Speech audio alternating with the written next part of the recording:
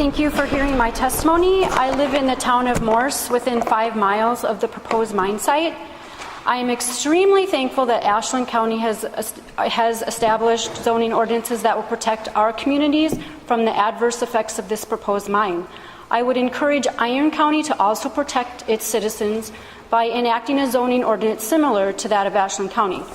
Enacting a zoning ordinance is not a statement for or against a mine. It's a statement of properly protecting the county and communities for generations to come. This proposed mine will have impacts. The proposed mine will not stop at the county line. The environmental and economic impacts will not stop at the county line.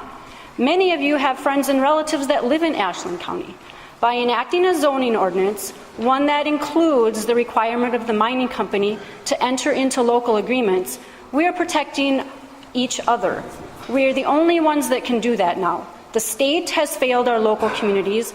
The mining company isn't going to protect us. Bill Williams sat in an Ashland County Mining Impact meeting in early June, in which I was in attendance.